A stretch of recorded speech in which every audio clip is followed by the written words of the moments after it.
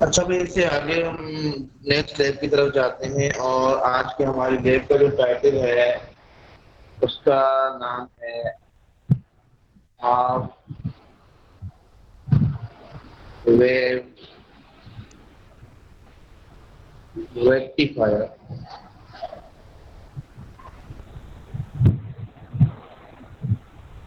आज की लैब का टाइटल है भाई half wave rectifier. Lab number जो सी भी है वो आप देख लीजिएगा। मेरे ख्याल से ये 6 लैब शायद होगी, लेकिन इसका टाइटल है सर हाफ वेव आपकी आवाज रेक्टिफायर। आप बिल्कुल टाइटल नहीं पूरा है। तो बेटा सर अपना आपकी आवाज माइक कट पर रही है। रखें और मेरी बात सुने, माइक आप रखें, आप अपने इंटरनेट चेक करें, बाकी कोई इशू नहीं है तो आपको नहीं होना चाहिए। क्यों भाई, बाकी किसी को इशू आ रहा है मेरी वाइफ से? सर यस सर, इशू आ रहा है सर, मुझे भी आपका वॉइस सर। सिर्फ दो के अलावा बाकी सब सबको क्लियर है? नहीं सर। नहीं सर, आपकी आवाज कट कट के आ रही है। कट कट के आ रही है? नहीं सर, जी कट सर के नहीं आ रही, बिल्कुल। लेकिन अब हल्की हो गई है। चलें, एक काम करता हूँ, मैं इस मीटिंग को दोबारा ज्वाइन करता हूँ। आई डोंट नो, हैंडफोन में इशू हो गया या कैसे हो गया।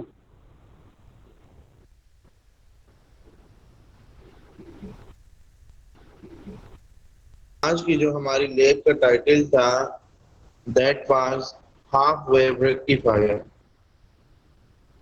That was half wave rectifier, यही था टाइटल था जो ऊपर लिखा हुआ है। इसको आप नोट कर लें, हाफ वेव रेक्टिफायर। हो गया बेटा नोट? बेटा नोट कर लिया सबने title? Yes sir. Yes sir. बेटा हमने लेब नंबर 3 या 4 लेब नंबर 3, उसमें हमने डिटेल में एसी और डीसी को डिस्कस किया था, जिसमें मैंने ये कहा था कि एसी का मतलब होता है अल्टरनेटिंग करंट, जबकि डीसी का मतलब होता है डायरेक्ट करंट। एसी की हमारे पास पल्सेस आ रही होती है, फ्रीक्वेंसी होती है, जबकि डीसी बिल्कुल स्ट्रेट लाइन होता है, डीसी की कोई फ्रीक्वेंसी नहीं होती। हमारी इस सोसाइटी में कुछ चीजें जो हैं वो एसी पे ऑपरेट हो रही होती हैं, एसी पे चल रही होती हैं, और कुछ चीजें हमारे पास डीसी में चल रही होती हैं। अगर मेन डिफरेंस देखना चाहे तो डीसी में स्टोरेज होती है, डीसी आप स्टोर कर सकते हैं, जिनकी एग्जांपल आपके पास मोबाइल हो गई, मोबाइल की बैटरी चार्ज होती है, आपकी बाकी जो जितनी भी बैटरीज हैं वो सारी की सारी डीसी होती हैं, क्योंकि डीसी स्टोर हो सकता है, जबकि एसी में नो स्टोरेज होती है। जब हमने डेंजर की बात की थी, हमने कहा था कौन सा ज्यादा खतरनाक है, तो मैंने कहा था कि एसी का ये ऊपर वाला जो टाइम है, एसी का ये ऊपर वाला टाइम ऑन टाइम कहलाता है, जबकि नीचे वाला टाइम ऑफ टाइम कहलाता है। अगर किसी का हाथ एसी में लग गया तो होती तो ये भी तेज वेव्स हैं, एक फ्रीक्वेंसी बड़ी तेज फ्रीक्वेंसी होती है, लेकिन फिर भी एक अपॉर्चुनिटी होती है कि इस टाइम में अपना हाथ या जो चीज लग गई है वो छुड़ा सकें और इससे आज़ाद हो सकें। लेकिन अगर एक मरतबा आपका हाथ डीसी में लग गया तो फिर वो नहीं छोड़ेगा। और ये भी देखा जाता है कि इनका मैग्नीट्यूड कितना है। अगर ऐसा है कि डीसी का 12 वोल्ट मैग्नीट्यूड है तो 12 वोल्ट पे बहुत ही स्मॉल करंट फ्लो करेगा, जिसकी वजह से वो करंट आपको फील ही नहीं होगा। तो कोई मुझे बता सकता है कि अगर ये 12 वोल्ट पे बहुत स्मॉल करंट फ्लो करेगा तो वो स्मॉल करंट हमें क्यों नहीं फील होता?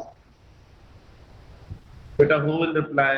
कौन बताएगा कि स्मॉल करंट हमारी बॉडी को क्यों नहीं फील होता? तो ना होने के बराबर नेग्लेजिबल होता है इसलिए। तो फिर भी तो लगना चाहिए, हमें क्यों नहीं महसूस होता? उसकी वजह क्या है?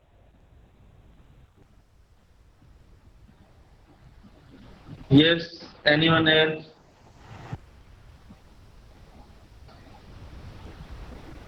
जी भाई। सर क्योंकि बॉडी में भी करंट होता है। -50 volt. No no no no not. और कोई? शायद सर वो नैनो सेकंड्स वगैरह में फ्लो होता हो। नहीं, करंट अगर 12 वोल्ट की बैटरी सर है, आप कंटिन्यूसली उससे सर करंट फ्लो आपने करवाते रहे। स्टार्टिंग की क्लासेस सर आपने जी स्टार्टिंग की जी। क्लासेस में बताया था कि अगर हमारा पैर ग्राउंड पे लग रहा है तो वो कंप्लीट सर्किट है, शायद इस वजह से नहीं लगता हाँ, हमें करंट।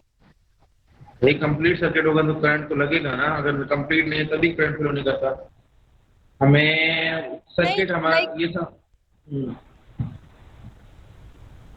बोले बोले बोले। नहीं सर आप तो कह लें, क्योंकि अगर देखें अगर हम लोग स्लीपर्स पहनते हैं जब किसी चीज को हाथ लगाते हो तो कहते हैं कि स्लीपर्स पहनो तो आपको करंट नहीं लगेगा। लाइक इस पहले स्लीपर किस्म उतार का दिया, होता है ना। स्लीपर उतार दिया, स्लीपर उतार दिया, 12 वोल्ट की बैटरी लेकिन हाथ में पकड़ी हुई है, फिर भी करंट नहीं लग रहा, क्यों?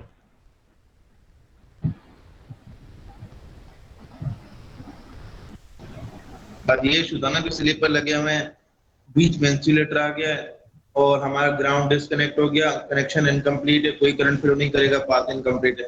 चलें भाई, स्लीपर भी उतार दिया, पाथ ही कंप्लीट कर दिया, अगेन 12 वोल्ट है, फिर भी हमें करंट क्यों नहीं लग रहा? क्योंकि सर डीसी वोल्ट है। डीसी वोल्टेज से पहले एक आंसर आया था सुनने में, वो कौन था? नाम भी बताया और आंसर भी बताया। सर रेजिस्टेंस की वजह से, रेजिस्टेंस ज़्यादा है बॉडी। बेटा पहले तो आप अपना नाम बताएं और ये बताइए कौन सी रेजिस्टेंस की आप बात कर रहे अहमद अली। हैं? अहमद अली सुंगड़ बात कर रहे जी हैं। हाँ, आप बताएं कि कौन सी रेजिस्टेंस की आप बात कर रहे हैं? सर जो बॉडी की अपनी एग्जैक्टली बेटा, यही रीजन है, क्योंकि हमारी बॉडी के अंदर भी कुछ ना कुछ रेजिस्टेंस अवेलेबल होती है, तो इसीलिए जो स्मॉल अमाउंट ऑफ करंट होगा उसे हमारी बॉडी की रेजिस्टेंस रोक के खड़ी होती है। अगर ज्यादा अमाउंट ऑफ करंट गुजरेगा तभी हमारी बॉडी क्या करेगी, उसको कंट्रोल करने में नाकाम हो जाएगी, फिर वो ज्यादा अमाउंट वाला करंट जो है वो हमारे ऊपर अटैक करता है, वरना छोटे अमाउंट वाला करंट हमारे ऊपर अटैक नहीं कर सकता, क्योंकि हमारी बॉडी की भी एक अच्छी खासी रेजिस्टेंस होती है। बेटा ये बात पता चल गई आपको, या मैं दोबारा रिपीट कर दूं? सर क्लियर है। अच्छा भाई, और मैंने आपको ये भी बताया था हमारी कौन सी जो डिवाइसेस हैं वो एसी पे चल रही होती हैं, कौन सी डिवाइसेस डीसी पे चल रही होती हैं।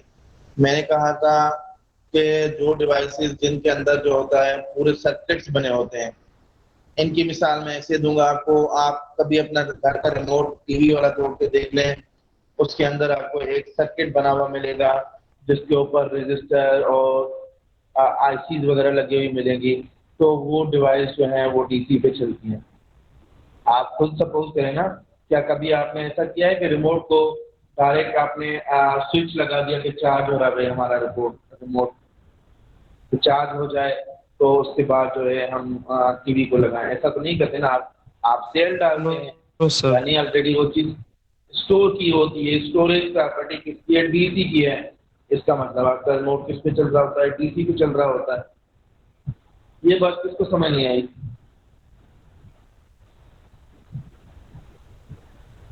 बेटा ये सर बात किसको रिपीट समझ कर नहीं आई दो। मुझे बता। बेटा मैं ये कह रहा हूँ, मेरी बात सुनिएगा, मैं कह रहा हूँ डीसी पे कौन सी चीजें चलती हैं और एसी पे कौन सी चलती हैं। इसकी एक सिंबल ये भी है कि कुछ आपके पास डिवाइसेस ऐसी भी होंगी जिन्हें आप अगर तोड़ेंगे तो अंदर से आपको एक सर्किट नजर आएंगे, उस सर्किट में आपको रजिस्टर नजर आएंगे, उस सर्किट में आपको। बेटा ये कौन है जो मुझे बार बार व्हाट्सएप पे टेक्स्ट कर रहा है? जो भी बेवकूफ बंदा है, उसे मुझे टेक्स्ट ना करे प्लीज। हाजिर है तो नहीं कहने, उन्हें मना कर दें, और क्लास के दरमियान मुझे जो डिस्टर्ब करेगा उसके मार्क्स और माइनस कर देता हूँ। तो मैं ये कह रहा था कि जब आप उसको सर्किट तोड़ कर देखेंगे तो उसको आपको जो एक असाइनमेंट दी थी पीसीबी बोर्ड की, वो पीसीबी बोर्ड लगा होता है, उसके ऊपर एलईडीज लगी होंगी, उनके ऊपर रजिस्टर लगे होंगे, उनके ऊपर आईसीज लगी होती हैं, तो वो सारी चीजें जो होती हैं वो डीसी की डिवाइसेस होती हैं। मैंने एक एग्जांपल दी थी, मैंने कहा आप अपना कभी टीवी का रिमोट तोड़कर देखिएगा, जो फ्री पड़ा हुआ ऐसा ना हो कि न्यू लेकर आए और वही तोड़ दें। जो टीवी का रिमोट पड़ा है जब आप उनकी बॉडी को तोड़ेंगे तो अंदर देखेंगे कि एक सर्किटरी बनी हुई है पूरी, एक ब्राउन कलर का बोर्ड बना हुआ है जिसपे कुछ कंपोनेंट लगे हुए हैं। तो मैंने कहा ये किस पे चलता है, डीसी पे चलता है। अब ऐसा कभी भी नहीं होता कि आप कहते हैं कि भाई मेरे रिमोट का चार्जर कहाँ गया ताकि मैं अपने रिमोट को जो चार्ज कर लूँ, मुझे टीवी को रिमोट लगाना है। ऐसा कभी भी नहीं होता। जब भी टीवी को रिमोट नहीं लगता तो आप कहते हैं शायद इनके सेल खत्म हो जाएंगे, अब जाकर सेल चेंज कर लेते हैं। तो सेल अगेन क्या करते हैं, स्टोर करते हैं। स्टोरेज प्रॉपर्टी डीसी की है। इसका मतलब कि हमारा जो रिमोट होता है टीवी का या चाहे एसी का हो वो डीसी पे चलती है। तो ये डीसी की ही डिवाइसेस हैं। अभी दोबारा फोन ज्वाइन करना चाहेगा।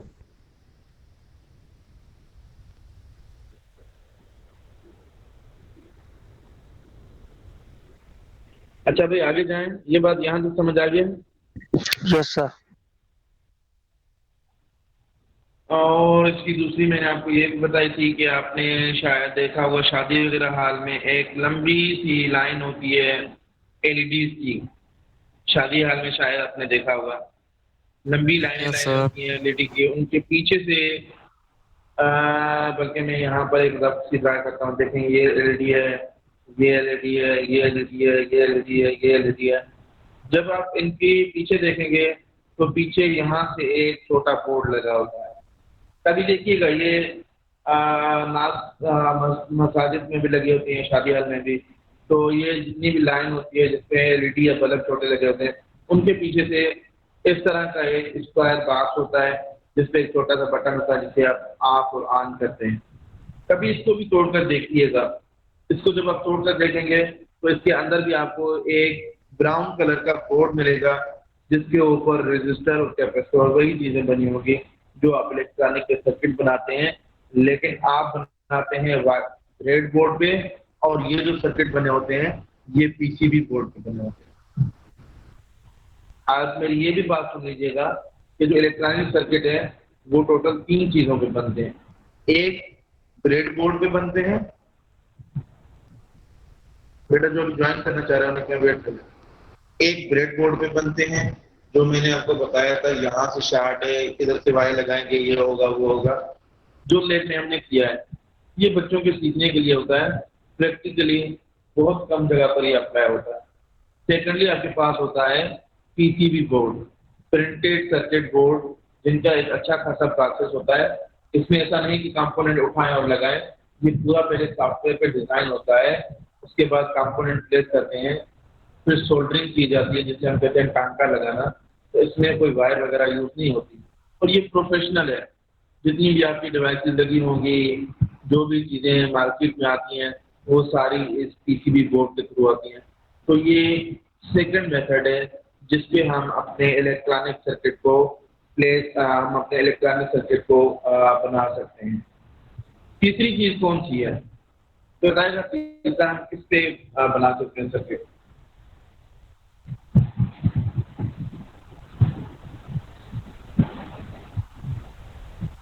यस, पहला हो गया ब्रेड बोर्ड, वाइट कलर का आपने देखा। दूसरा पीसीबी बोर्ड, ब्राउन कलर का होता है, पूरी शीट होती है। तीसरा बोर्ड कौन सा है जिसपे आप इलेक्ट्रॉनिक के सर्किट बना सकते हैं, किसी ने सुना है तो बता। सर वायर्स के थ्रू, सर वायर्स के थ्रू। बेटा वायर्स तो ब्रेड बोर्ड में लगती है ना, बोर्ड का नाम पूछ रहा हूँ, बोर्ड कौन सा है। तीसरा है भाई वायरो बोर्ड। वायरो बोर्ड शायद ही आपने देखा हो, मैं अपने सीनियर से मोस्टली प्रोजेक्ट वायरो बोर्ड पे ही बनवाता हूँ। बेटा वायरो बोर्ड और पीसीबी बोर्ड में थोड़ा सा डिफरेंट है। पीसीबी बोर्ड में आप क्या करते हैं, पूरा का पूरा जो सर्किट होता है वो सॉफ्टवेयर पे डिजाइन करते हैं। जैसे मैंने अभी आपको कहा है कि भाई प्रोटीन पे पीसीबी डिजाइन करके दिखाएं या आईटी वालों का था डिस्प्लेस पे। तो अब आप क्या करेंगे, जब ये डिस्प्लेस पे पीसीबी डिजाइन करेंगे, अब बटर पेपर का तो पता है बेटा सबको, बेटा बटर पेपर का सबको पता है। बेटा हाँ बोले या ना बोले? जी सर पता है। Yes sir. तो अब क्या करेंगे, जब ये आप डिज़ाइन रेडी कर लेंगे, करना नहीं मैं बता रहा हूँ कि होता क्या है। आप जब ये डिज़ाइन रेडी कर लेंगे उसके बाद बटर पेपर पे इसका प्रिंट ले लेते हैं। प्रिंट के बाद क्या करते हैं, नीचे से आप किसी भी बोर्ड रखते हैं, ऊपर से वही प्रिंटेड जो बटर पेपर था वो उसको टेप से चिपका के आप आयरन घुमाते रहते हैं।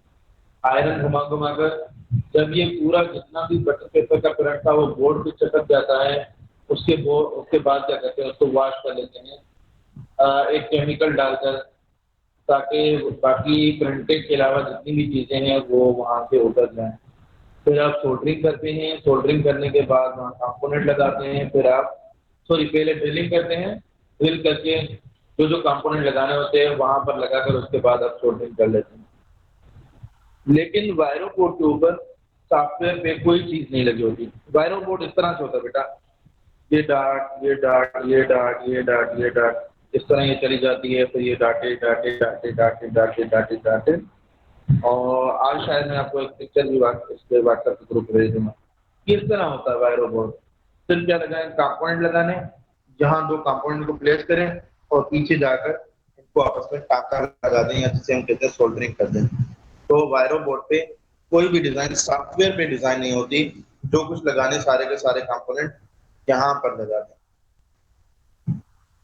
ना आपको सॉफ्टवेयर यूज करने की जरूरत है, ना आपको वायरिंग करने की जरूरत है। कंपोनेंट प्लेस करते जाएं और टांका लगाते जाएं। सर ये वो बोर्ड है जो यूपीएस वगैरह में लगे होते हैं सर, या टीवी के बैकग्राउंड बैक में लगे होते हैं? बेटा मैं आज इसकी पिक्चर भेज दूंगा, मेरे काफी स्टूडेंट्स इस पे प्रोजेक्ट बना चुके हैं। ये इतना कोई मुश्किल नहीं है, बल्कि ये जो ब्रेड बोर्ड जो आप यूज करते लेते हैं उससे भी बहुत आसान है। ठीक सर। और ये वो स्टूडेंट मेरे बनाते हैं जिनको कुछ भी नहीं आता होता, फिर वो वायरो बोर्ड बना लेते हैं प्रोजेक्ट। अच्छा भाई, ये बात समझ आ रही? सर कुछ तो स्टूडेंट्स आज वेटिंग हमारा पे, उनको एक्सेप्ट कर लें प्लीज। जी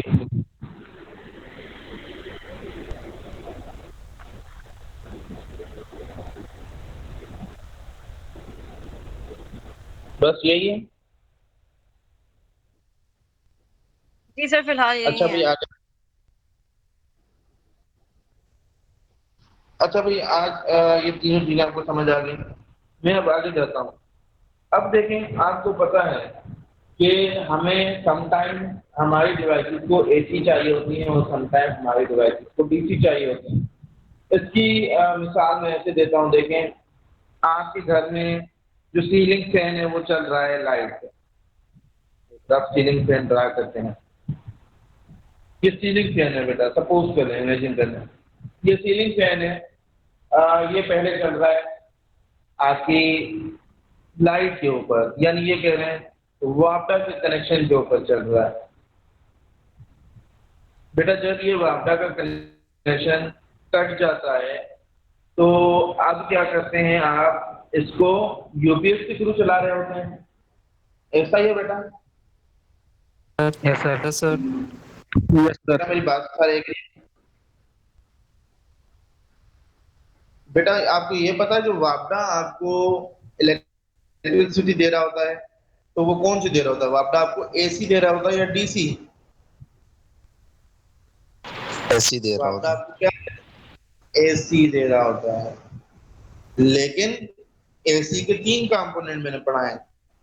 एसी जो वोल्टेज होती है, एक एसी वोल्टेज का कंपोनेंट होता है V peak to peak voltage, second होता है वी पीक वोल्टेज, तीसरा होता है वी एवरेज वोल्टेज, चौथा होता है वी आरएमएस वोल्टेज।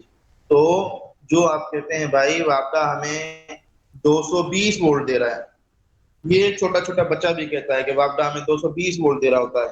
तो वापडा आपको जो 220 वोल्ट दे रहा है, क्या वो 220 पीक टू पीक है, वो 220 पीक है, वो 220 एवरेज है, या वो 220 आरएमएस है? ये कौन बताएगा? 220 वोल्ट आ रहे हैं ना, आप कहते हैं कि भाई हमारे घर में जितने बोर्ड लगे हुए हैं हर एक सॉकेट से 220 वोल्ट आ रहा है। या ये कह देंगे आपका घर का, आपका जो स्ट्रीट का ट्रांसफार्मर है, आपकी गली में जो ट्रांसफार्मर लगा हुआ है वो 11,000 को स्टेप डाउन नीचे करके 220 आपके घरों तक पहुंचा रहा है, तो 220 पहुंचा रहा है, पहली बात तो ये क्लियर है कि वो 220 हैं तो एसी के, वो डीसी के नहीं है। लेकिन एसी के तो मैंने 4 कंपोनेंट आपको पढ़ाए थे। एसी में पीक तो पीक भी होता है, एसी में वी पीक होता है, एसी में वी एवरेज भी होता है और एसी में आरएमएस भी होता है। तो भाई 220 जो है वो किस चीज के हैं? जी भाई 220 किस चीज के हैं?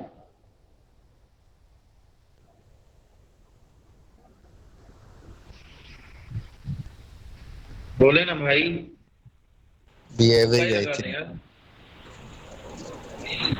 जी भाई एक तुक्का एवरेज। और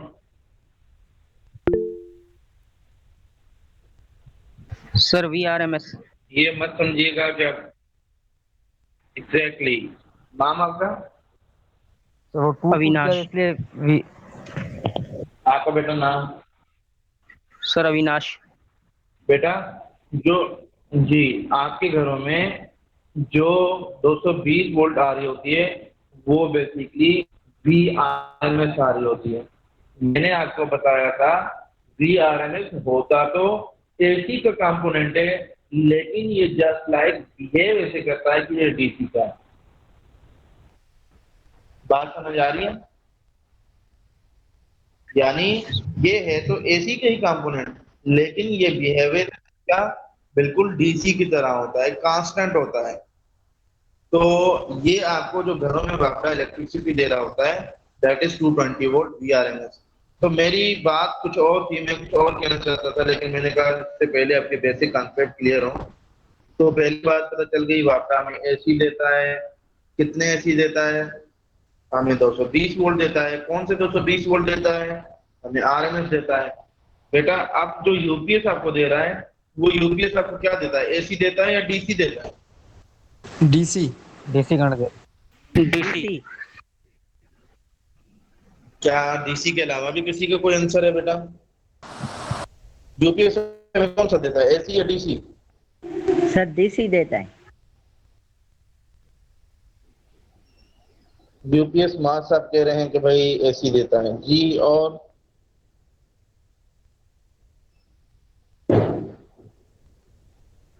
यूपीएस एसी ही देगा सर। भाभी साहब भी कह रहे हैं एसी देगा जी। और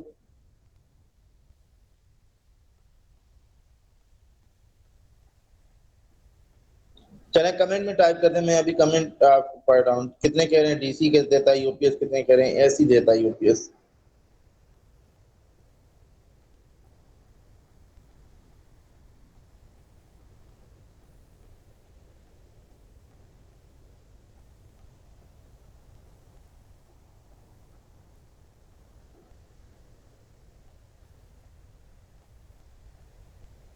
हाजिक नहीं है आज?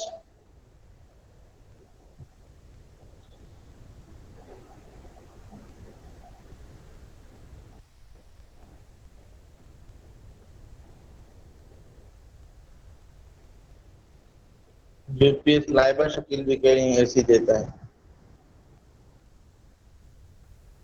अच्छा भाई। और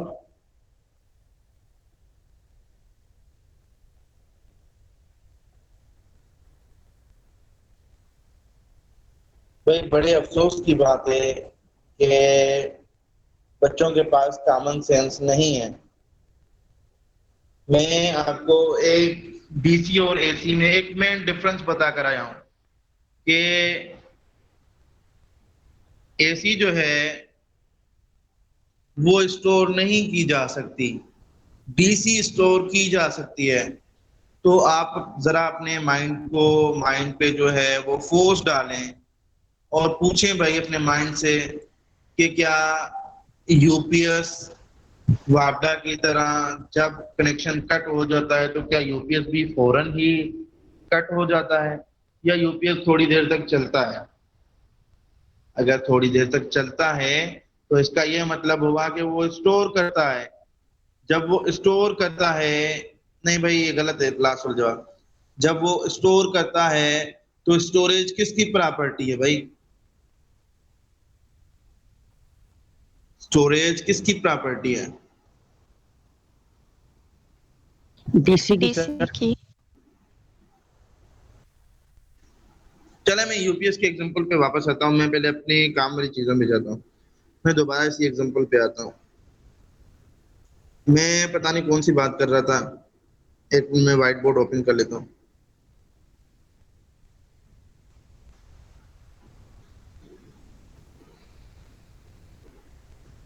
हाँ, तो मैं ये बता रहा था कि वही सीलिंग फैन है। तो अब वो क्या चल रहा होता है, बैटरी पे भी समटाइम, चलो यूपीएस को भी भूल जाए, अभी अगर आपने कोई बैटरी पड़ी हुई है आपके घर में, तो उसी बैटरी पे भी आपका ये चल रहा होता है, ठीक है, सीलिंग फैन। तो मैं ये कह रहा था कि ऐसा नहीं है कि अगर आपके पास एसी, अगर आपके पास कनेक्शन डीसी है तो उनके लिए आप अलग डिवाइसेस को परचेज कर लें। बात समझ आ रही है? या ये बात मैं दोबारा बता देता हूँ। बेटा एक सीलिंग फैन है, मैं दोबारा बना देता हूँ। This is ceiling fan. और जब हम क्या कर रहे हैं, पहले इसको वापडा से कनेक्शन दे रहे थे, तो वापडा इसको क्या दे रहा था, वापडा इसको एसी सप्लाई दे रहा था। तो चले हमने कहा कि ये डिवाइस एसी है। लेकिन जब वापडा से कनेक्शन खत्म हो गया, अब हमारे पास कोई बैटरी पड़ी है, तो हम अब इसको क्या करेंगे, किसी बैटरी के थ्रू कनेक्ट कर देंगे। तो मेरा सवाल ये है कि अब वही सीलिंग फैन जो वापडा पे चल रहा था, अब अगर हम इसे बैटरी का सप्लाई देंगे तो क्या ये चलेगा या नहीं चलेगा? सर ये डायरेक्ट बैटरी से नहीं चलेगा, इसमें वो कंपोनेंट लगाए होते हैं जो डिवाइस जिसमें डायोड लगे होते हैं जो चेंज कर रहे होते हैं AC to DC, DC to AC.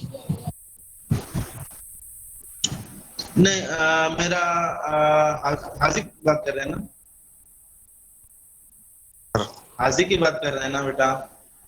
Sir हाफिज मोहम्मद तारिक। तारिक बात कर रहे हैं। मैं ये कहना चाह रहा था कि ऐसा तो नहीं कि बैटरी है तो आप पंखा ही जाकर कुछ और लेकर आए, यानी कुछ सेटिंग तो करेंगे। लेकिन क्या, मेरा सवाल ये है कि यही सीलिंग फैन, या चले वो जो नीचे पंखा खड़ा होता है वही बना लेता हूँ, ये नीचे खड़ा हुआ है और आगे इस तरह है और इसके क्यों है, चलें ठीक है, अब यही पंखा है। तो अब क्या ये पंखा पहले जब वापडा पे चल रहा था, अब वापडा का कनेक्शन कट हो गया, हमारे पास बैटरी पड़ी हुई है, तो एडजस्टमेंट और सेटिंग की बात में करते हैं, क्या यही पंखा बैटरी से भी चल सकता है या नहीं चल सकता? सर नहीं मेरा सर ये नहीं चल सवाल है। सकता। नहीं चलेगा सर, नहीं सर नहीं चलेगा। चलेगा। नहीं चलेगा। डायरेक्ट बैटरी की बात नहीं कर रहा, डायरेक्ट बैटरी की बात नहीं करेगा। बीच में अगर हम कोई ऐसा कन्वर्टर लगा दें, बीच में अगर कोई ऐसा कन्वर्टर लगा दें, सर आपका इशू ये है ना, कि आपका इशू ये है कि सर ये पहले क्या चल रहा था, एसी पे चल रहा था, अब आगे बैटरी, बैटरी से दे रही है डीसी, तो ये डीसी पे नहीं चलेगा। तो मैं कह रहा हूँ बीच में अगर कोई ऐसा कन्वर्टर लगा दें ताकि जो ये डीसी को एसी में कन्वर्ट कर दे, तो क्या अब ये पंखा चलेगा या नहीं चलेगा? चलेगा सर, अब चल जाएगा। चलेगा सर, बिल्कुल चलेगा सर। तो बेटा मैं ये बात कहना चाह रहा था, मैं ये कह रहा था कि इस तरह नहीं है कि आपके पास, आपने सारे घर की जितनी भी चीजें थी वो सारी मंगवा ली, आपके पास जितना सेटअप था वो सारा सेटअप एसी पे कर लिया। अगर आप अपने सिस्टम को अपग्रेड करना चाहते हैं, सारे सिस्टम को डीसी पे लेकर जाना चाहते हैं, तो आपको वो पुरानी चीजें जो हैं वो सेल करने की जरूरत नहीं है। ऐसा नहीं कि वो एसी सिस्टम पे चल रही थी वो डीसी पे नहीं चल सकती, ऐसा बिल्कुल भी नहीं है। वो डीसी पे चल सकती हैं, लेकिन आपको अपनी सर्किटरी को थोड़ा सा मॉडिफाई करना पड़ेगा। आपको क्या लगाना पड़ेगा? आपको कन्वर्टर लगाने पड़ेंगे। मेरी बात समझ आ रही है बेटा? जिसको नहीं आ रही काइंडली माइक ऑन करके बताएं। सर एक बड़ा सवाल बीच है। में क्या लगाने पड़ेंगे? क्लियर है सर, क्लियर है। क्लियर है बिल्कुल। तो सर हम जो सोलर प्लेट से फैन चला रहे हैं वो भी एसी चला रहे थे, बैटरी कनेक्ट होती है हमारे पास और कन्वर्टर लगाते हैं तो हमारे फैन चल जाते हैं। मेरी कुछ ऐड करना चाह रहे हैं? सवाल है बेटा आपका। सर मैं ऐसे कुछ बताना चाह रहा था, ये भी है ना, एक चला चला सकते हैं मैं ऐसे कन्वर्टर के थ्रू। आपकी आवाज कट कट के आ रही है जी। सर मैं ये बोला था सर, जो अभी कन्वर्टर के थ्रू हम डीसी करंट जो ले रहे हैं ना, तो सर हम सोलर प्लेट से फैन जो चलाते हैं वो भी सर बैटरी पहले कनेक्ट ये होती है बताएं, हमारे साथ। सोलर एसी देता है या डीसी देता है? चले मैं दोबारा माइक होता है सर। एक मिनट जरा मुझे बाइट बोर्ड को छुपाने दे, अगर मैं कमेंट पढ़ना चाहता हूँ स्टूडेंट के। ठीक है ना, ये चीजें जो है ना आपकी सोसाइटी में यूज होती हैं और ये चीजें आपको पता होनी चाहिए। बाकी डेरिवेशन वेरिएशन ये आप उसमें भी पढ़ कर आए हैं फर्स्ट ईयर और सेकंड ईयर में। बेटा बेटा मेरा सवाल ये है कि सोलर जो प्लेट है वो आपको कौन सी वोल्टेज देती है? DC sir.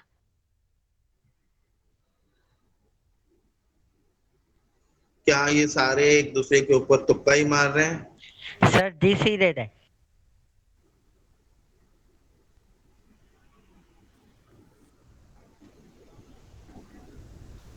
चलें भाई, और को भी टाइप करने दें जब तक, थोड़ा सा वेट कर लें।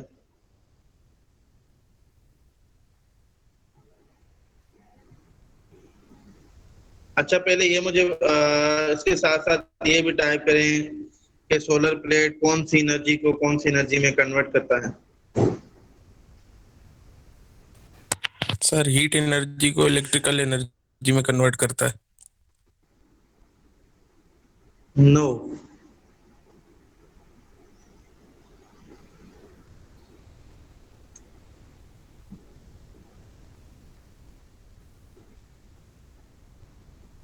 लाइट एनर्जी को कन्वर्ट करता है। बेटा ये आंसर तो आपका ठीक था कि सोलर पैनल जो है वो वोल्टेज बेसिकली डीसी देता है, लेकिन मेरा नेक्स्ट सवाल जो है उसका आंसर दे दें। मेरा नेक्स्ट सवाल ये है कि सोलर एनर्जी के अंदर या सोलर पैनल के अंदर कौन सी एनर्जी कन्वर्ट हो रही होती है, किस एनर्जी में?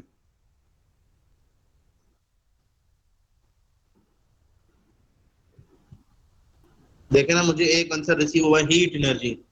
तो क्या हीट एनर्जी से मकसद मैं ये लूं, कोई एक मिनट पहले मेरी ये बात कंप्लीट होने दे। हीट एनर्जी से क्या मैं ये मकसद लूं कि आपने किसी बर्तन में पानी गर्म किया है, वो पानी जो है उनके बाहर से गर्म हवाएं जा रही हैं, वो सोलर पैनल के करीब लेकर जाएं, वहां से उसको सर हीट सनलाइट मिलेगी। होगी ना फिर।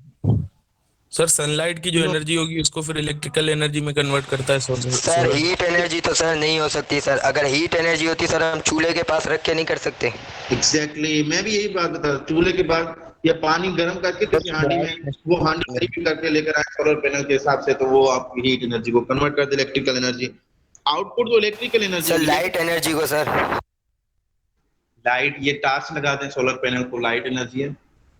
Sir sunlight energy. नहीं, वो प्रॉपर वर्ड यूज करें ना, सनलाइट एनर्जी का क्या मतलब होता है? सर वो वर्ड नहीं आ रहा ना ज़हन में। हाँ तो वही वर्ड का वेट कर रहा हूँ। Sir Shuai energy. किसको, कौन सी? सर उर्दू में बोलते हैं शुआई एनर्जी, मतलब जो रेज आ रही होती है ना सर सूरज से। नहीं नहीं नहीं नहीं, सनलाइट एनर्जी ये वर्ड नहीं। एग्जैक्टली सोलर एनर्जी को इलेक्ट्रिकल एनर्जी में कन्वर्ट करता है। जो रोशनी सूरज से मिल रही होती है that is known as solar energy. ठीक है बेटा, तो ये हो रहा होता है सोलर पैनल के अंदर।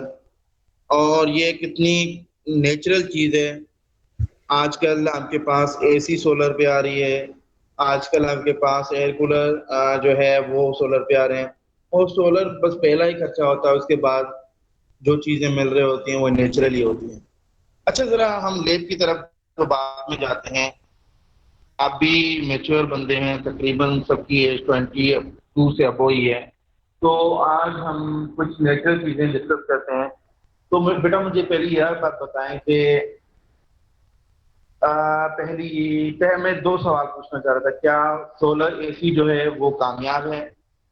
सेकेंडली, आजकल जहां पर भी देखें हर कोई बिल बचाने के चक्कर में सोलर सिस्टम को अपग्रेड करते जाते हैं, तो क्या सोलर सिस्टम लगाने से सोसाइटी पे कोई फर्क पड़ रहा है?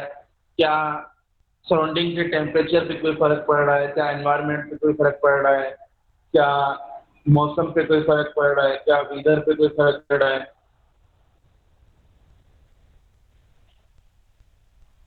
ये कौन डिस्कस करेगा जिसको इसके बारे में इंफॉर्मेशन थोड़ी बहुत हो? जी सर ये सुना है कि सोलर एनर्जी के रेस जो होते हैं वो हार्मफुल होते हैं सर, कोई मतलब। सोलर एनर्जी के रेज होते हैं वो हार्मफुल होते हैं, ऐसा बिल्कुल भी नहीं होता। आप सूरज में घूम रहे होते हैं, बात बल्कि कर ये भी कहते हैं कि कुछ विटामिन ऐसे भी होते हैं जो सोलर एनर्जी से आपको मिलते हैं, तो वो विटामिन आपको लेना बहुत यस जरूरी है। सर। हमारे एक पड़ोस में हमारे पड़ोस में एक खवातीन थी जिनकी हड्डियां जो थी वो बिल्कुल क्या कहते हैं मुड़ गई थी। उनका घर ऐसा था कि उनको कहीं से भी सूरज की रोशनी नहीं मिलती थी, तो डॉक्टरों का उनको यही कहना था कि भाई आपके घर में सूरज की रोशनी नहीं आती, जिसकी वो तो वजह से विटामिन विटामिन की कमी होती है और उनकी वो हड्डियां सारी मुड़ गई थी। वो विटामिन डी जो है ना वो सोलर से मिलते हैं sir. Vitamin D solar energy से मिलता है। चले, मेरा सवाल ये था पहली बार कि हम चले, आपने देखा होगा मैंने भी बनाई थी स्टूडेंट से सोलर कार, लेकिन सर सोलर एसी। जी जो वो जो हम कह रहे हैं सोलर, वो आप कह रहे हैं कि सोलर लगाते हैं तो उसमें ना वो वेदर डिपेंडेंट होता है कि अगर सर्दियों का मौसम होगा तो जैसे अब हम कहीं गांव वगैरह में रहते हैं, वहाँ सर्दियों का मौसम हो तो सूरज मोस्टली इतना नहीं निकलता कि जितना गर्मियों में निकलता है, क्योंकि क्या सर्दियों में फिर हम अंधेरे पे रहे हैं। हाँ, ये अच्छी बात है, लेकिन बेटा ये देखिएगा हमारी कि सर्दियों की बनस्बत गर्मियों में हमें इलेक्ट्रिसिटी की ज्यादा जरूरत होती है। सर्दियों में आप पंखा नहीं चलाते, सर्दियों में आप एसी नहीं चलाते, और भी बहुत सारे आप देखें कंजप्शन जो है वो गर्मियों में ज्यादा होती है। इसी वजह से लोड शेडिंग भी गर्मियों में ज्यादा होती है।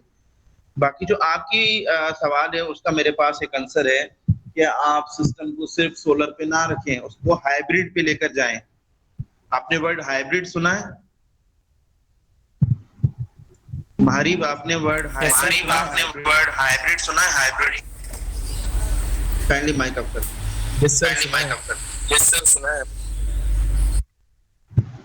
मैं ये कह रहा था कि बेटा जो हाइब्रिड होता है उसका मोर देन वन जो भी चीज होती है उसे हाइब्रिड कहते हैं। जैसे अगर आपकी क्लासेस जो हैं 8 वीक्स वो फिजिकल हुई हैं, 8 वीक ऑनलाइन हुई हैं, तो आप कह सकते हैं ये हमारा सिस्टम हाइब्रिड चला है। तो मैं ये बता रहा था कि सोलर कार में भी यही कहा गया है कि सोलर कार है ना वो चल रही है, जाहिर सी बात है हर जगह पर सोलर की एनर्जी तो नहीं पहुंच रही होगी। कहीं कुछ जगह पर ऐसे है, जैसे आप देख लें शारा फैसल है, उनके नीचे से एक अंडरग्राउंड पाथ जाता है, तो वहां पर तो सोलर कार रुक जाएगी। तो फिर उसके लिए क्या किया जाता है, साइड में बैटरीज भी रखी जाती हैं ताकि सोलर एनर्जी जो एक्स्ट्रा है वो हमारे पास बैटरी की सूरत में चलती जाए, और जब जहां पर सूरज की अवेलेबिलिटी ना हो तो वहां पर आप उन बैटरी से कार अपनी चला लें। तो यहाँ पर भी आप ये सिस्टम कर सकते हैं, क्योंकि ऐसा भी नहीं कि सर्दियों में सारा दिन ही सूरज नहीं निकलता। तो आप जब सूरज निकले उनसे बैटरीज को चार्ज कर लें और सारा दिन बैटरी को यूटिलाइज कर लें। मैं ये पूछ रहा था क्या सोलर कार चले, सोलर कार इस हिसाब से जो है वो ठीक है, आपका पेट्रोल की बचत हो जाती है, आप सोलर प्लेट्स लगा लें। क्या सोलर एसी आपने सुनी है? आजकल सोलर एसी आई हुई है। यस सर सुनिए। जी सर बिल्कुल। तो क्या सोलर एसी जो है वो बेनिफिशियल है, उसका कोई एडवांटेज है या वैसे ही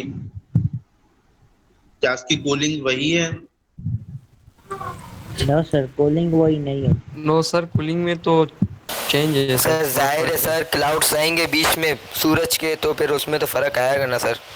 तो नहीं, नॉर्मल डेज की बात कर रहा हूँ, नॉर्मल डेज की बात कर रहा हूँ।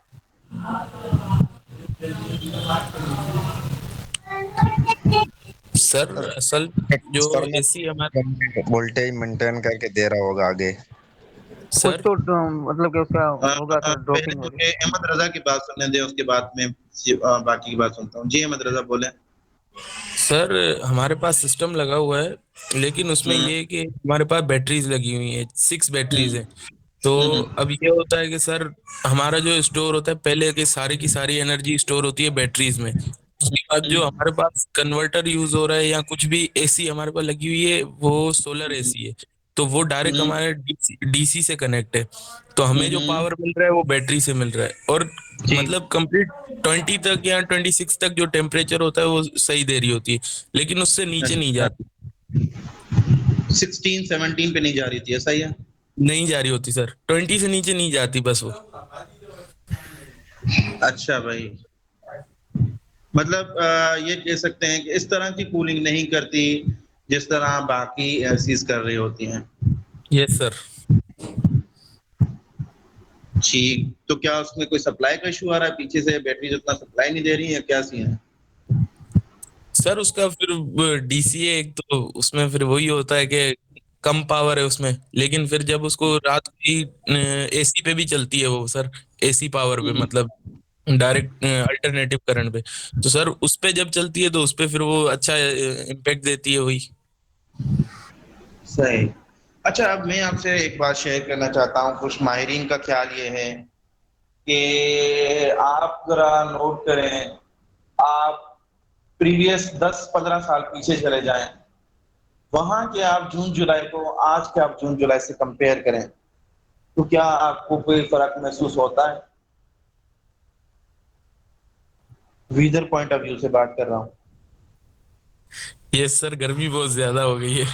सर ग्लोबल Exactly, वार्मिंग ज्यादा हो गई है। क्या हो गया? ग्लोबल वार्मिंग एग्जैक्टली, उसकी वजह से है। सर जो हमारे पास एग्जॉस्ट होता है ना वो गर्म होता है ज्यादा, एसी का एग्जॉस्ट हमें तो ठंडी हवा दे रहा है लेकिन पीछे से गर्म हवा निकल रही है बहुत ज्यादा।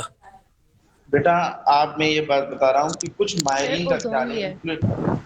जी सर वैसे ये इन्होंने कहा कि मतलब गर्मियाँ बढ़ गई हैं, मतलब अगर पिछले 10 साल से आज गर्मियाँ कंपेयर जो करें बढ़ तो गई उसकी हैं, सारी ओजोन लेयर सर हमारी ओजोन लेयर डैमेज हो गई है।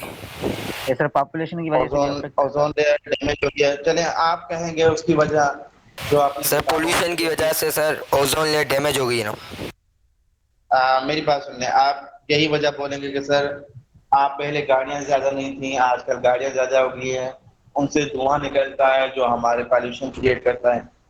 ये एक बचपन में से कहानी सुनाई जाती थी। चले भाई, मान लिया है। गाड़ियां ज्यादा हो गई। इंडस्ट्री का इफेक्ट पड़ता है। हाँ, इंडस्ट्री सर सोलर की वजह से भी तो गर्मियां बढ़ सकती है। मैं उसी पॉइंट पे आ रहा हूँ। मैं उसी पॉइंट पे आ रहा हूँ, जरा मैं ब्रेक कीजिएगा। अच्छा, आप पहले ये कहेंगे गाड़ियां ज्यादा थी। सर आजकल जो नाम लेने जाते हैं पड़ोस वाले शॉप से, वो भी कहते हैं बाइक पे जाऊंगा, उसका धुआं जो है वो ओजोन लेयर को डैमेज कर रहा है। चले, मान लिया। आप ये कहेंगे इंडस्ट्री लग गई, अच्छा खासा धुआं निकलता है जिसकी वजह से सराउंडिंग सारा जो है वो डिस्टर्ब होता है। चले, मान लिया। तीसरी आप क्या चीज कहेंगे कि भाई, तीसरी आप क्या चीज है? हाँ रेडिएशन सर, से पहले बहुत ज्यादा दरख्त रेडिएशन, पहले बहुत ज्यादा दरख्त लगे होते थे। आजकल लोग अपने फायदों के लिए दरख्त को काट रहे हैं। दरख्त बढ़ेंगे तो हमारा एनवायरनमेंट अच्छी होगी, लेकिन इन सबसे जो ज्यादा रीजन है वो ये है कि आप सोलर, आजकल जितने सोलर देखें, पहले इतना सोलर का असर नहीं था। आजकल कहीं पर भी चले जाएं वहां पर सोलर का सिस्टम है। जिससे सोलर ज्यादा बढ़ गया, हम सूरज को ज्यादा मजबूर कर रहे हैं कि और ज्यादा एनर्जी दो, और ज्यादा एनर्जी दो। क्योंकि सोलर जो है, सन जो है, वो एक नेचुरल है, वो एक बहुत बड़ा दरिया है, उससे जितना मांगते जाएंगे वो देता जाएगा। यस ये सर। तो आप पे डिपेंड करना चाहता है कि आप कितना उससे लेना चाहते हैं। आजकल जितने सोलर बढ़ते जा रहे हैं, उतनी जितने सोलर पैनल ज्यादा लग रहे हैं, जितनी सोलर प्लेट ज्यादा लग रही हैं, उतना ही ज्यादा वो उसे मांग रहे हैं। जितना मांग रहे हैं वो उतना ही ज्यादा दे रहा है, तो फिर वो हमसे बर्दाश्त नहीं हो रहा। सर तो सोलर प्लेट को खत्म करना चाहिए। कुछ माहिरीन का ख्याल, उन माहिरीन में इंक्लूडिंग मैं भी हूँ, तो हमारा ये ख्याल है कि जो गर्मियां प्रीवियस 10-15 साल से अभी बढ़ रही हैं, उनकी वजह एक ज्यादा जो है एक्सिस ऑफ सोलर पैनल भी है।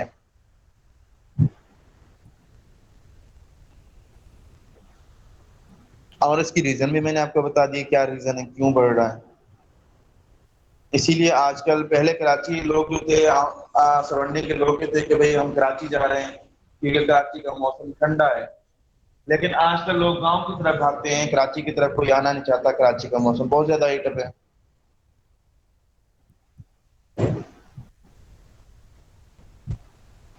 भाई अभी हम लैब की तरफ जाते हैं, बाकी बातें बहुत होगी। अच्छा भाई, इसीलिए मैं कह रहा था कि हमें कन्वर्टर की जरूरत होती है, क्योंकि सम टाइम हमें एसी चाहिए होता है और सम टाइम हमें डीसी चाहिए होता है बेटा। अच्छा, तो कन्वर्टर हमारे पास टोटल 4 टाइप के होते हैं। मैं अभी जल्दी जल्दी लैब को वाइंड अप करने की कोशिश करूंगा। कन्वर्टर हमारे पास टोटल 4 टाइप के कन्वर्टर होते हैं। एक कन्वर्टर ऐसा होता है जो पीछे से एसी आ रहा होता है और उसको डीसी में कन्वर्ट करके देता है।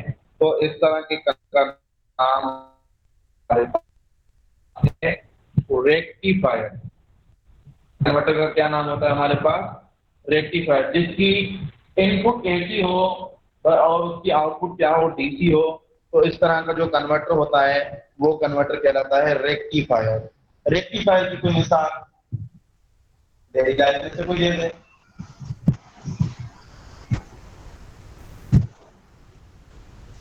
जी, रेक्टिफायर की कोई मिसाल हरियर कोई भी दे दे। सर बैटरी में जो बेटा मैं नहीं, जिसकी इनपुट एसी हो और आउटपुट डीसी हो। चले बैटरी बैटरी बैटरी बैटरी को आप चार्ज करते हैं, वो एसी ले रहा होता मोबाइल है और चार्जर। कन्वर्ट डीसी करता है। Exactly, mobile charger. मोबाइल क्या करते हैं? सॉकेट में लगाते हैं, बोर्ड या सॉकेट में लगाते हैं, बोर्ड से एसी आ रहा होता है और आपका मोबाइल चार्ज हो रहा था, स्टोर हो रहा था चार्जिंग। तो जो चार्ज हो रहा है वो बेसिकली डीसी हो रहा है। तो मोबाइल चार्जर के अंदर जो होता है वो रेक्टिफायर लगा होता है, जो पीछे आपके मदरबोर्ड या सॉकेट जो होता है उसमें से जो एसी आ रहा होता है उसको कन्वर्ट करके डीसी में, और वो डीसी आपकी बैटरी में स्टोर कर रहा होता है, जो आपको परसेंटेज के सामने शो हो रहा होता है कि अब आपकी बैटरी 65% है, अब आपकी बैटरी 38% है। तो ये सारा रेक्टिफायर का कमाल होता है। इवन अगर किसी के पास प्राइमरी के लैपटॉप है तो देखिएगा चार्जर होता है, उस चार्जर के जो पिन लगती है। जी कुछ बोल रहे हैं माइकल? ये चार्जर है बेटा, इस चार्जर की जो पिन लगती है लैपटॉप में उससे पहले थोड़ा सा यूं एक सराउंडिंग टाइप से टिल्टेड और हार्ड मटेरियल का कुछ शेप नजर आएगा, तो वहां पर वो रेक्टिफायर लगा होता है। पीछे से एसी आ रहा होता है, ये क्या होता है एसी जब इस रेक्टिफायर तक पहुंचता है ये इसको डीसी में कन्वर्ट करता है और वो डीसी इस लैपटॉप के अंदर स्टोर हो रहा होता है। तो एसी टू डीसी कन्वर्टर आपको पता चल गया। इसकी पिक्चर लेने में आगे जाता है।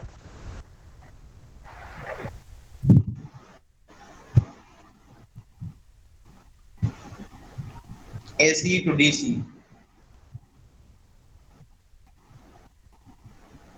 अभी जो यूपीएस में जिनको कंफ्यूजन की उनकी कंफ्यूजन बहुत ही क्या हो जाएगी, दूर हो जाएगी।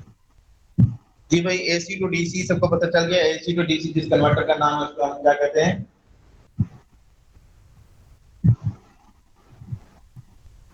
एक ऐसा कन्वर्टर जो जिसकी इनपुट एसी आ रही हो और उसकी आउटपुट डीसी हो, तो उस कन्वर्टर का क्या नाम है बेटा? रेक्टिफायर। उस कन्वर्टर का नाम है रेक्टिफायर। इस रेक्टिफायर को आज हम डिटेल से डिस्कस करते हैं।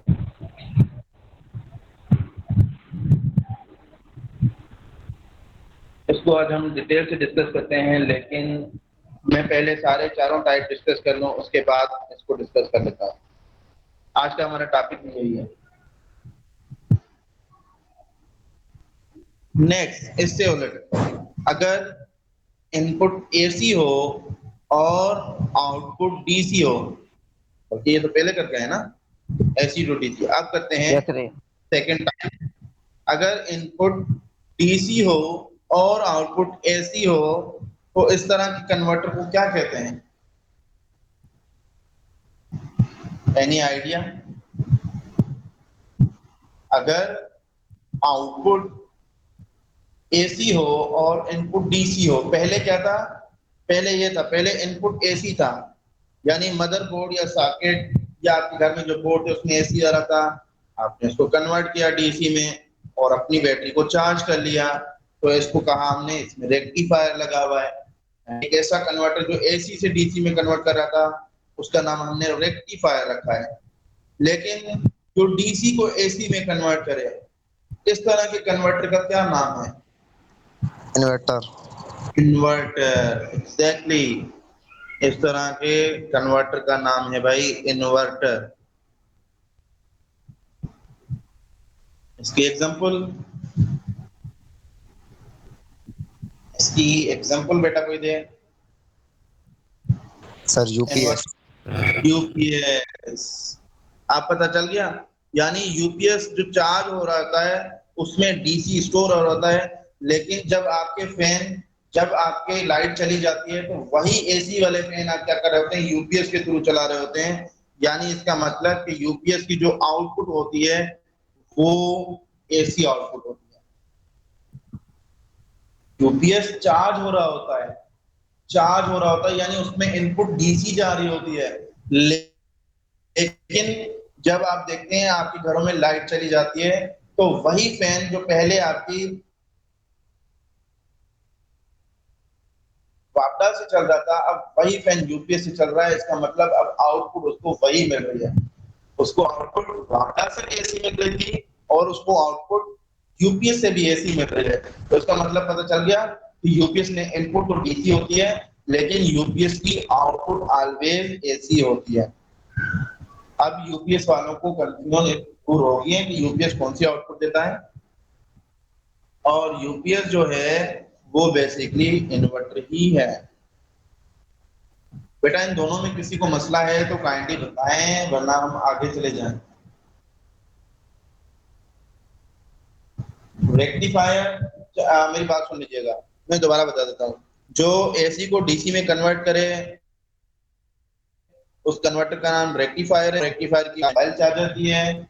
उसके उलट जो डीसी को एसी में कन्वर्ट करे उस कन्वर्टर का नाम हमारे पास भाई इन्वर्टर है, और इन्वर्टर की एग्जांपल मैंने यूपीएस की है।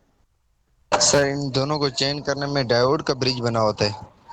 जी वो आज पढ़ते हैं, लेकिन अभी सिर्फ बस जस्ट नाम सुन लें। हम देखते हैं आगे काम अंदर कैसे होता है, वो सारा डिटेल में पढ़ेंगे। सर यूपीएस की फुल फॉर्म क्या है सर? बेटा ये तो आपको खुद सर्च करना चाहिए, गूगल करेंगे आपको मिल जाएगा। आप टेक्निकल सवाल मुझसे पूछिए। ठीक है सर।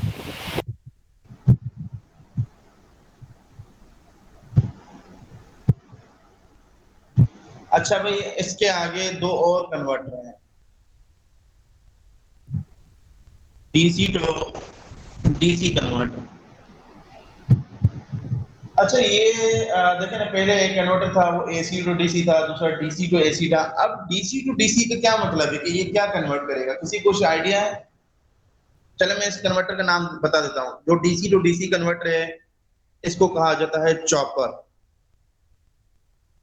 बेटा डीसी टू डीसी कन्वर्टर जो है इसका नाम है भाई चॉपर। लेकिन आप जरा सोचें तो सही कि इसकी इनपुट भी डीसी है और इसकी आउटपुट भी डीसी है, तो ये क्या करेगा? इसकी इनपुट भी वही आउटपुट भी वही है, तो चेंजिंग क्या करेगा?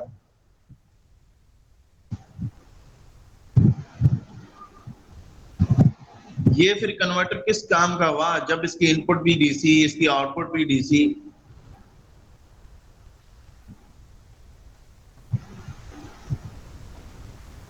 जी किसी को कोई आइडिया?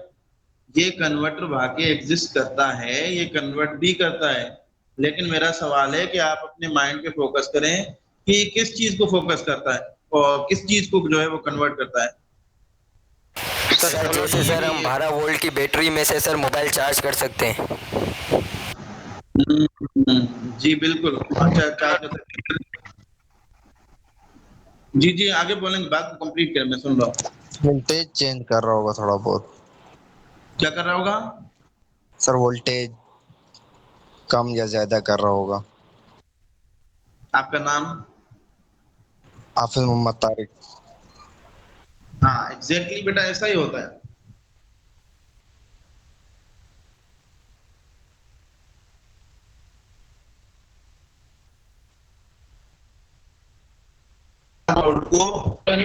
इसका बेसिक काम क्या होगा? जब एक मैग्नीट्यूड को दूसरे मैग्नीट्यूड में चेंज कर रहा होगा तो इस तरह के कन्वर्टर को हम क्या कहते हैं? चॉपर कहते हैं। अभी हमने 3 कन्वर्टर डिस्कस किए हैं। एक कन्वर्टर का नाम रेक्टिफायर था, दूसरे कन्वर्टर का नाम इन्वर्टर था, और तीसरे कन्वर्टर का नाम चॉपर था, जो को डीसी में ही कन्वर्ट कर रहा होता है। ठीक है बेटा, कोई इश्यू? तो स्टूडेंट्स बेटा ये मुझे वेट करें क्लास में, स्टूडेंट्स वेट करें क्लास में एडमिट तो वो स्टूडेंट्स वेट कर रहा ये है गलत क्लास है, के ये गलत है। अभी नहीं ज्वाइन करूंगा, वेट कर। एजुकेशन। अच्छा भाई, ये बात क्लियर होगी। सर चॉपर की के लिए जी बोले बोले क्या करें। एग्जाम्पल कोई चॉपर की बताएं सर। एग्जाम्पल की चॉपर की बताऊं? मैं एग्जाम्पल चॉपर की आपको देखिए, चॉपर सर्टेन टाइप ऐसी एप्लीकेशन में एग्जिस्ट करता है जहां पर आपको स्टेप अप और स्टेप डाउन का काम हो रहा होता है। जैसे आपका जो ट्रांसफार्मर है, अगर कोई डीसी ट्रांसफार्मर है, या इस तरह कह लें कोई डीसी जनरेटर है जो अच्छी खासी इलेक्ट्रिसिटी को जनरेट कर रहा है, लेकिन आगे से आपके अप्लायंसेस लगी हैं वो इतनी वोल्टेज को नहीं ले रही होती, तो फिर वहां से जो है हम डीसी उसको कम करके देते हैं। इसके लिए जब आप एक सब्जेक्ट होता है हमारे पावर इलेक्ट्रॉनिक, उसमें हम पढ़ते हैं, एक होता है बक और पड़ती है बक कन्वर्टर और बूस्ट कन्वर्टर।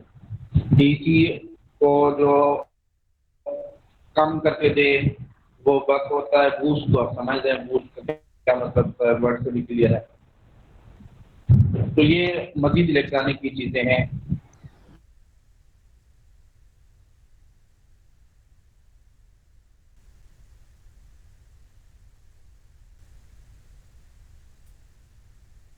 आप में एक यूएसबी पोर्ट होता है, यूएसबी पोर्ट होता है में कुछ, तो वो यूएसबी पोर्ट कितने वोल्ट, ये पूछना चाह रहा था। मेरे दोनों सवाल समझ आ गए? चलेंगे दोनों सवाल सर जी। सर चार्जर जो होता है वो 5 वोल्ट पे होता है, 5 वोल्ट और 2 एम्पियर। 5 to 12 वोल्ट होता है बिटवीन सर। आप दोनों साथ बोल रहे हैं, आपका आवाज मिक्स हो रहा है, मुझे नहीं पता चल रहा क्या बोल रहे हैं जी। सर बोले 5 वोल्ट पे होता है sir 5 volt 2 ampere sir. 5 volt 2 ampere. Current को तो छोड़ दें, वो बात रेटिंग ओवरऑल देखी जाती है वाटेज के लिए करंट। यानी आपकी जो मोबाइल चार्ज होती है वो बेसिकली 5 वोल्ट पे होती है। अभी 5 to 12 बिटवीन। जी सर 5 to 12। 5 to 12 इसका मतलब कि 6 कभी हो रही होती है, 7 पे भी हो रही होती है, 8 पे भी हो रही थी। आप ये कहना चाह रहे हैं? डिवाइस के अपने अपने वोल्टेज के हिसाब से चार्जर बनाया होता है। जो सेल होते हैं हेडफोन होते हैं वो मतलब 5 तक होते हैं वोल्ट। अच्छा भाई, यहाँ पर एक और सवाल आ गया ना। अभी किसी ने कहा कि हर एक डिवाइस का अपना अपना जो है वो बनाया होता है कि कितने वोल्टेज भी चार्ज होता है। किसी बच्चे ने कहा कि उनकी एक खास जो है वो रेंज होती है, जैसे 5 से 12 वोल्ट। तो अब आपको पता है यूएसबी जो पोर्ट लैपटॉप में देखा ना, कभी आपने लैपटॉप में देखे हैं, आपने जरूर चार्ज किया होगा। आपने कभी लैपटॉप में एक केबल लगाकर अपनी मोबाइल चार्ज की है? सबने की होगी, छोटे छोटे बच्चे करते हैं। यस सर स्लो होती है। जी सर, बिल्कुल बिल्कुल स्लो होती। स्लो और फास्ट छोड़ दें, स्लो और फास्ट छोड़ दें। मैं ये पूछ रहा हूँ कि आपने यूएसबी पोर्ट जो होता है लैपटॉप में उससे केबल लगाकर मोबाइल चार्ज किए सबने?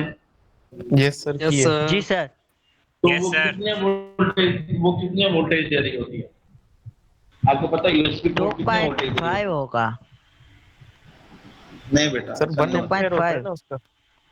जी सर 1 एम्पियर होता है ना यूएसबी पोर्ट का। तो भाई करंट को छोड़ देना, करंट की तो कोई हैसियत ही नहीं है विदाउट वोल्टेज। मैं वोल्टेज की बात सर 2.5। नहीं बेटा गलत है, 2.5 किसी और को बोलने दें। जी भाई सर 5.0। एग्जैक्टली, जो यूएसबी पोर्ट होता है वो 5 वोल्ट का होता है। यूएसबी पोर्ट 5 वोल्ट का होता है। तो ये बात अभी सिर्फ एक बात माइंड में बिठाइएगा। अभी आपको ये बात पता चलिए यूएसबी पोर्ट 5 वोल्ट का होता है। यूएसबी पोर्ट कितने वोल्ट का होता है? यूएसबी पोर्ट कितने वोल्ट का होता है बेटा? 5 वोल्ट। क्या बोले ना? 5 यूएसबी पोर्ट 5 वोल्ट, 5 वोल्ट का तो यूएसबी पोर्ट। तो आप जो कह रहे हैं कि भाई कोई कह रहा है मेरी मोबाइल 6 वोल्ट पे होती है, कोई 7 वोल्ट पे होती है, कोई 8 वोल्ट पे होती है, तो क्या इस तरह से है कि किसी की आईफोन है तो वो यूएसबी पोर्ट से चार्ज नहीं हो रही और किसी की एंड्रॉइड है तो वो यूएसबी पोर्ट से चार्ज हो रही है, क्या इस तरह का कोई सीन होता है? बेटा ये चीजें डिस्कस कर रहे हैं, ये लर्निंग प्रोसेस है, अगर अभी नहीं सीखेंगे तो कब सीखेंगे?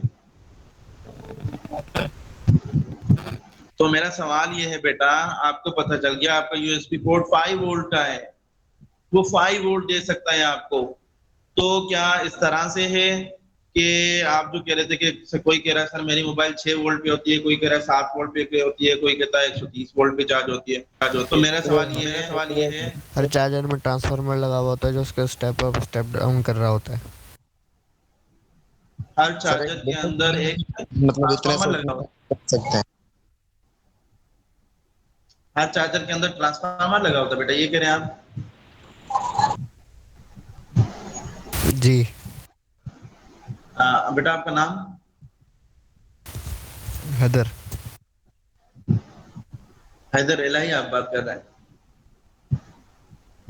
जी अच्छा बेटा कोई और बता दे जी। बेटा तो मेरा ये सवाल था, क्या यूएसबी पोर्ट से एंड्रॉइड मोबाइल चार्ज होती हैं और आईफोन चार्ज नहीं होती हैं? होती हैं सर। तो फिर ये आप जो कह रहे थे कि कोई कह रहा है मेरे 6 वोल्ट पे चार्ज होती है, कोई कहता है 7 वोल्ट पे, कोई कहता है 9 वोल्ट पे, कोई कहता है 12 वोल्ट पे, तो मुझे जरा ये कहानी समझा दें, ये कहानी कैसे आपके माइंड में आई?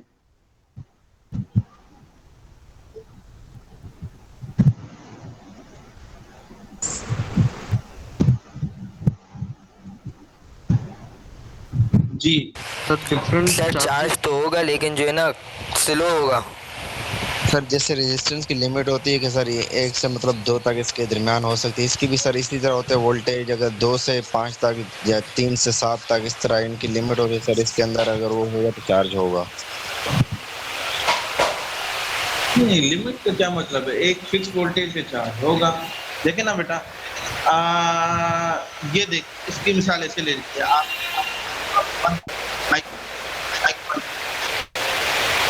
तो इसकी मिसाल ऐसे ही है कि स्टेबलाइजर की तरह है, जैसे स्टेबलाइजर में रेगुलेटर लगा होता है, आपके पास कम होती है लाइट तभी भी आप स्टेबलाइजर को यूज करके फ्रिज चला रहे होते हैं, तो ज्यादा होती है तभी भी, यानी वो क्या करता है अप एंड डाउन जितने भी होते हैं उनको रेगुलेट करके एक कांस्टेंट वोल्टेज तक लेकर आता है। तो मोबाइल चार्जर के अंदर भी एक रेगुलेटर लगे होते हैं जो इसको एक खास वोल्टेज तक लेकर आते हैं, तो वहां से आपका वो चार्ज हो रहा था। चले मैं आगे चलता हूँ बेटा, ये थर्ड कन्वर्टर, 3 कन्वर्टर मैंने पढ़ाया, रेक्टिफायर पढ़ाया मैंने, इन्वर्टर पढ़ाया और चॉपर पढ़ाया। लास्ट कन्वर्टर पढ़ाता हूँ और फिर एक को डिस्कस कर लेता हूँ आज के लिए में। लास्ट कन्वर्टर हमारे पास है एसी टू एसी कन्वर्टर। अब बताएं एसी टू एसी क्या करेगा? इसकी तो इनपुट भी एसी आउटपुट भी एसी। जी तो ट्रांसफार्मर वोल्टेज अप डाउन करेगा। एसी में अब सिर्फ एक चीज नहीं होगी, एसी में चले पहली बात आपकी मान लेता हूँ मैग्नीट्यूड में डिफरेंस आएगा, दूसरा किस चीज में डिफरेंस आ सकता है? जी भाई वो तो डीसी में अपने आ सकते हैं जी सर, वोल्टेज और फ्रीक्वेंसी। एग्जैक्टली। सेकंड चीज फ्रीक्वेंसी में फर्क आ सकता है, हो सकता है इनपुट की फ्रीक्वेंसी ज्यादा हो आउटपुट की फ्रीक्वेंसी कम हो। तीसरी चीज और किसमें फर्क आ सकता है? मैग्नीट्यूड, फ्रीक्वेंसी, वोल्टेज में फर्क आ सकता है सर। बेटा वोल्टेज या मैग्नीट्यूड बात एक ही है। तीसरी चीज फेज एंगल में फर्क आ सकता है, फेज एंगल। तो बेटा इस तरह का जो भी कन्वर्टर होगा जो एसी टू एसी कन्वर्ट करेगा, इस कन्वर्टर का नाम है साइक्लो कन्वर्टर। इस कन्वर्टर का क्या नाम है बेटा? साइक्लो कन्वर्टर नाम है इसका, नोट कर लीजिए, फिर मैं रेक्टिफायर की तरफ जाता हूँ। साइक्लो कन्वर्टर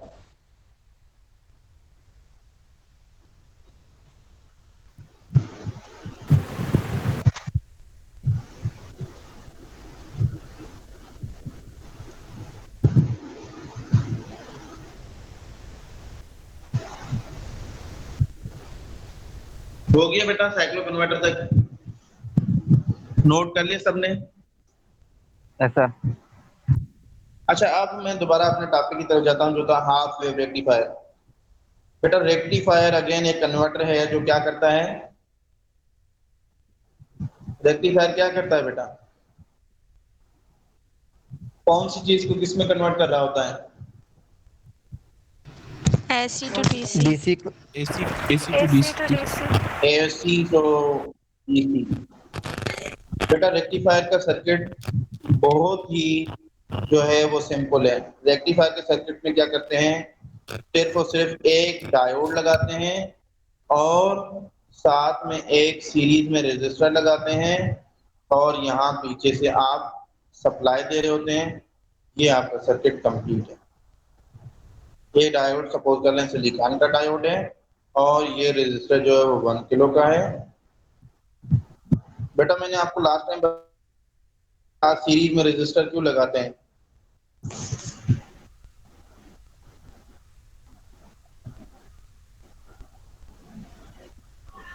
बेटा मैंने लास्ट टाइम आपको बताया था डायोड के साथ सीरीज में रेजिस्टर क्यों लगाते हैं। कोई बताएगा इस डायोड के साथ सीरीज में रेजिस्टर क्यों लगाते हैं?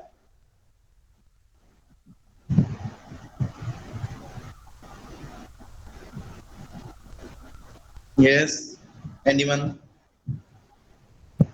अच्छा पहले मेरी बातें सुन लें। अभी जो मैं बातें करने जा रहा हूँ वो सारी नोट करने वाली बातें नोट कीजिएगा। बेटा रेक्टिफायर सर्किट का नाम है जो क्या करता है, एसी को डीसी में कन्वर्ट करता है। ये पीसी शायद लिखा हुआ है, पीसी नहीं है बल्कि ये डीसी है। रेक्टिफायर एक सर्किट का नाम है जो एसी को डीसी में कन्वर्ट करता है। ये रेक्टिफायर सर्किट है। जबकि इससे एक और चीज आप पढ़ेंगे दैट इज रेक्टिफिकेशन। तो याद रखिए रेक्टिफायर सर्किट है जबकि रेक्टिफिकेशन जो है वो प्रोसेस का नाम है। इस तरह समझ लीजिए जैसे इम्प्योरिटी ऐड करते थे तो मटेरियल तो एक्सट्रिंसिक मिलता था लेकिन प्रोसेस को डोपिंग कहते थे। यहाँ पर भी रेक्टिफायर तो एक सर्किट का नाम है। जो ये सर्किट नीचे बना हुआ है ये सर्किट का नाम है, लेकिन ये जो सर्किट काम करेगा इसके काम का क्या नाम है, रेक्टिफिकेशन। रेक्टिफिकेशन क्या है, रेक्टिफिकेशन एक प्रोसेस का नाम है जो क्या करता है, एसी को डीसी में कन्वर्ट करता है। बेटा अब रेक्टिफायर और रेक्टिफिकेशन में फर्क किसी को महसूस हुआ?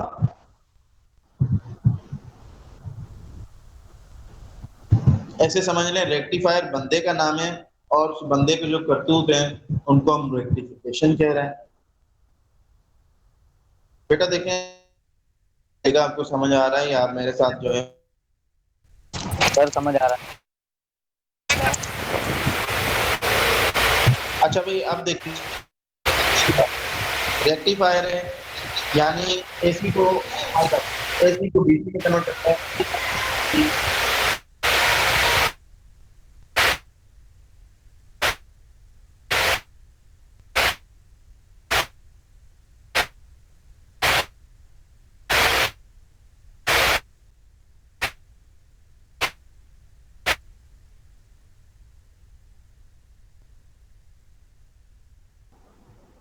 सर ठीक हो गया भाई?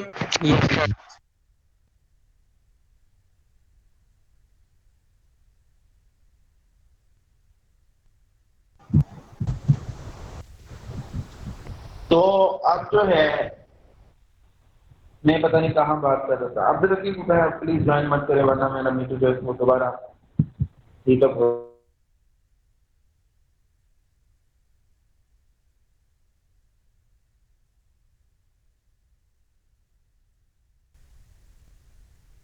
लीजिएगा। ये पॉजिटिव हाफ साइकिल से क्यों कह रहा हूँ ये गौर से सुनिएगा बेटा। बेटा ये एक्सिस होता है, ये एक्सिस होता है, ये इस तरह देखिएगा बेटा।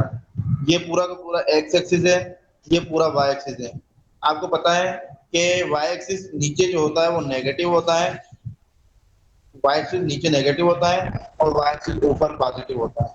और जो मैग्नीट्यूड होता है वो बेसिकली वाई एक्सिस के ऊपर देखा जाता है।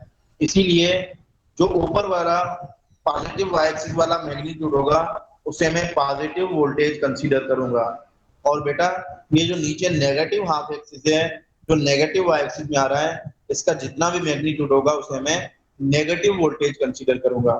यहां तक बात क्लियर है तो आपकी मोस्टली लेफ्ट क्लियर हो गई है। अगर नहीं क्लियर तो दोबारा पूछ लें। क्लियर है सर। पॉजिटिव हाफ साइकिल का मतलब पॉजिटिव वोल्टेज अप्लाई कर रहा हूं मैं जी। पॉजिटिव हाफ साइकिल का मतलब है, कर रहा हूं बेटा, सुन ले मेरी बात। पॉजिटिव हाफ साइकिल का मतलब है कि आप क्या कर रहे हैं, पॉजिटिव हाफ साइकिल जो ऊपर वाली वेव, और देखें ये जो ऊपर वाली वेव है ये कौन सी है, ये वो वेव है जिसमें वाई एक्सिस पॉजिटिव है। तो इसका मतलब यहाँ पर जो भी मैग्नीट्यूड आ रहा होगा वो वोल्टेज पॉजिटिव वोल्टेज बताएगी।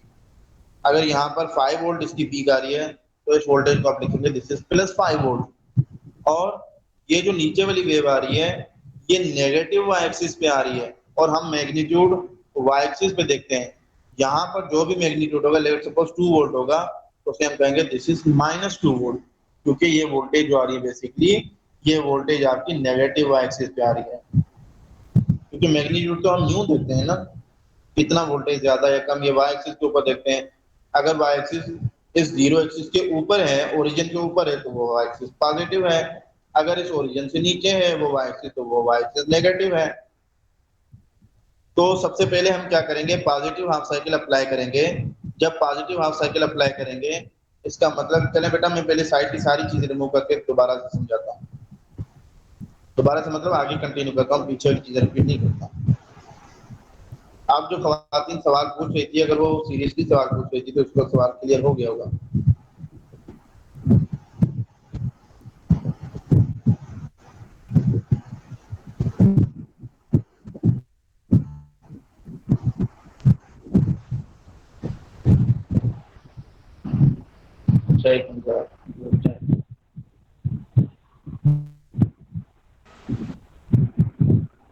अच्छा भाई, अब अगेन ये एसी वेव है, एसी सिग्नल इनपुट पे एसी ले रहे हैं। सबसे पहले मैं पॉजिटिव हाफ साइकिल अप्लाई कर रहा हूँ। जब मैं पॉजिटिव हाफ साइकिल अप्लाई कर रहा हूँ इसका मतलब मैं पॉजिटिव वोल्टेज अप्लाई कर रहा हूँ। जब मैं पॉजिटिव वोल्टेज अप्लाई कर रहा हूँ तो ऊपर टर्मिनल पॉजिटिव होगा और नीचे नेगेटिव होगा। इसकी मिसाल ऐसे देख लें बेटा, ये यहाँ पर थोड़ी 2 चीजें देख लीजिएगा बेटा। इसकी तरह वोल्टेज को रीड कीजिए, जो पीछे आप करें, दिस इज 2 वोल्ट, तो इसकी वोल्टेज को आप पॉजिटिव वोल्टेज रीड करेंगे या नेगेटिव वोल्टेज?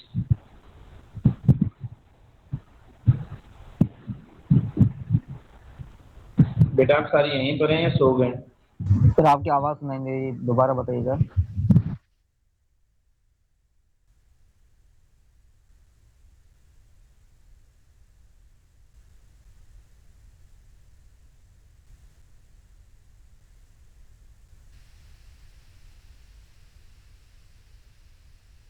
सर पॉजिटिव और भी कोई भाई बोले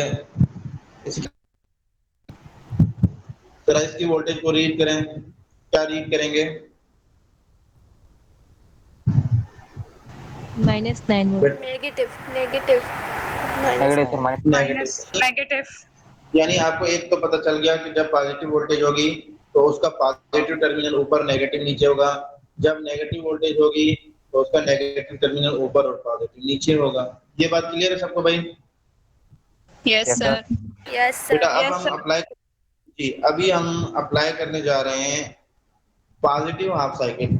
जब हम पॉजिटिव हाफ साइकिल अप्लाई करते हैं तो इसका मतलब ये पॉजिटिव चार्ज प्लस चार्ज जो है ये ऊपर होगी और ये माइनस चार्ज नीचे होगी। तो बेटा इस केस में ये डायोड कौन सी बाइसिंग में है? फॉरवर्ड। कौन सी बाइसिंग में बेटा? फॉरवर्ड। आपकी आवाज बहुत लाइट आ रही है, थोड़ा कोई ऊंचा बोल दे। ये डायोड इस टाइम ये डायोड फॉरवर्ड बाइस है। पता चल रहा है कैसे फॉरवर्ड बाइस है? क्योंकि ये डायोड का पॉजिटिव इस सप्लाई वोल्टेज के पॉजिटिव के साथ कनेक्टेड है और सप्लाई वोल्टेज का नेगेटिव जाकर डायोड के नेगेटिव के साथ कनेक्टेड है। डायरेक्टली या इनडायरेक्टली से फर्क नहीं पड़ता, सिर्फ पोलैरिटी देखी जाती है। तो इस टाइम पे ये डायोड फॉरवर्ड बाइस है, ये डायोड कंडक्ट करेगा।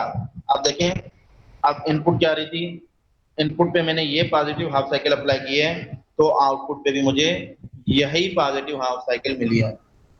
बेटा मिली है ना मुझे, क्योंकि डायोड ने कंडक्ट किया है तो जितनी पीछे से आ रही थी वो सारी आगे रजिस्टर के पास वेव चली गया, तो मैंने इनपुट पे ये वेव अप्लाई किए और मुझे आउटपुट पे बिल्कुल वही वेव मिली है, लेकिन आउटपुट की वेव का मैग्नीट्यूड थोड़ा सा छोटा होगा। कोई बता सकता है कि आउटपुट की वेव का मैग्नीट्यूड थोड़ा सा छोटा क्यों होगा? बेटा इनपुट की सर वेव से आउटपुट वजह से नहीं बेटा, और कोई बताएं बेटा। इस बात तो आप आउटपुट देख